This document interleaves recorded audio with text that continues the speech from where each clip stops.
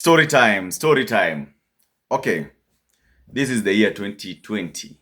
Zile enzi na zile time za corona 2020.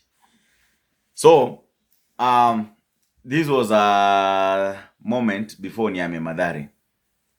Kulikuwa na hii plot whereby jamaa alikuwa anaishi na bibi yake and they used to fight. Jamaa alikuwa anapenda kupiga bibi yake, wanakosana issue kidogo, anafukuza bibi, vitu kama hiyo.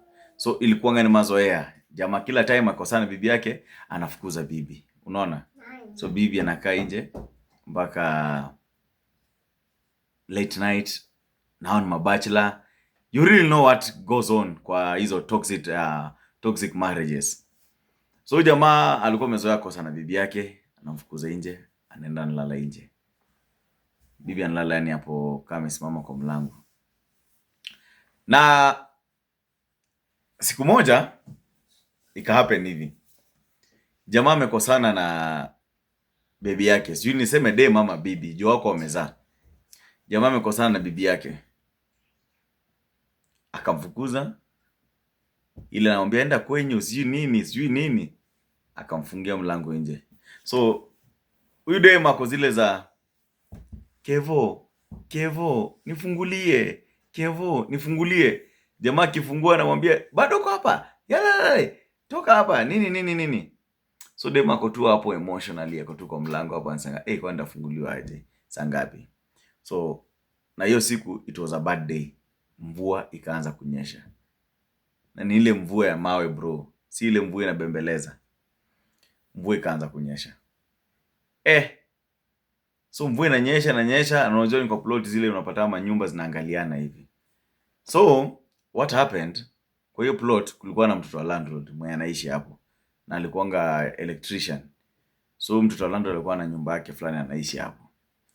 So jamaa obviously hawa Kevo na bibi yake wakigombana ama wakipigana, si majirani wote walikuwa nasikia, na kila mtu alikuwa anahurumia udemu maisha anaishi.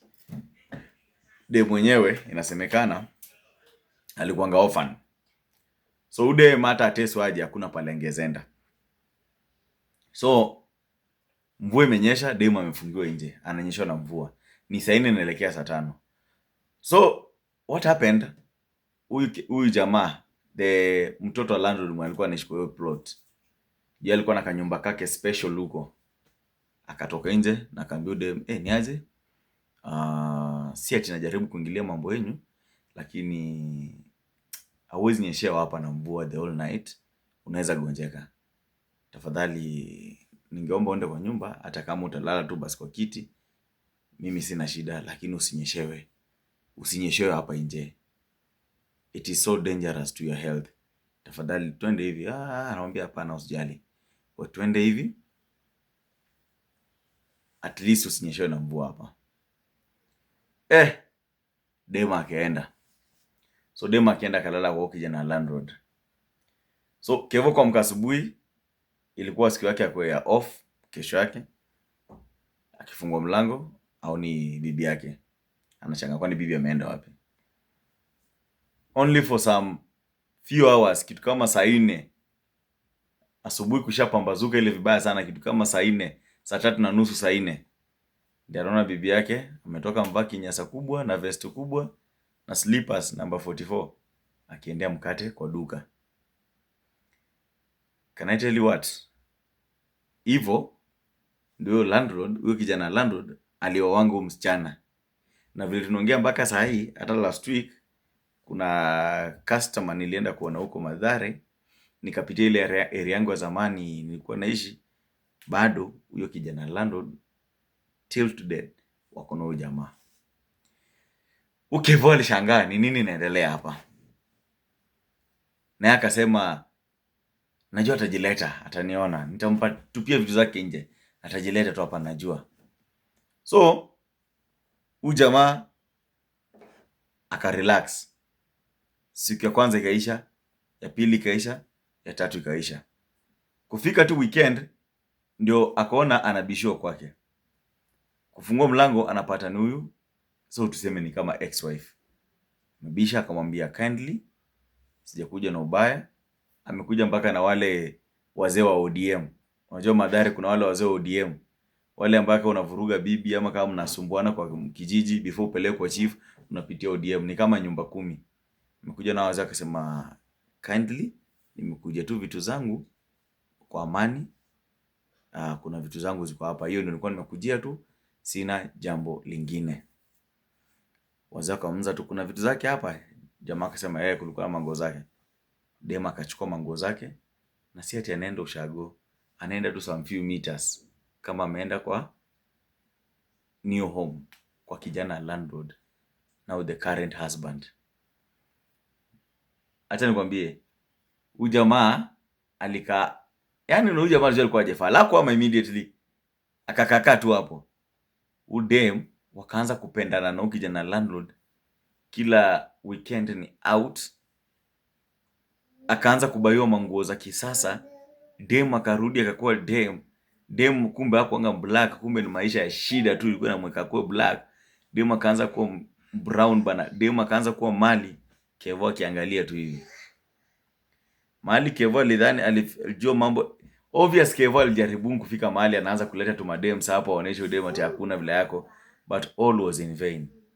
Hao jamaa wali settle ile serious. The guy kijana landlord hivyo ndio alio wangu msichana. Msichana alipendanga huyu jamaa kufa kupona. Msichana alipendanga huyu jamaa kufa kupona. By the time mimi nakaribia kwa mama Dhare, msichana alikuwa shashika mimba. Na hivyo ndio Kevo alifikanga mahali akahama, because hata kabla Kevo ahame, ukijana budake alipass. So ilikuwa kwange ni anaokota rent. Yeye juu ni electrician, anaenda kazi mbalimbali, so anafanya nini? Anaacha bibi yake anafanya hizo shughuli za kuokota rent.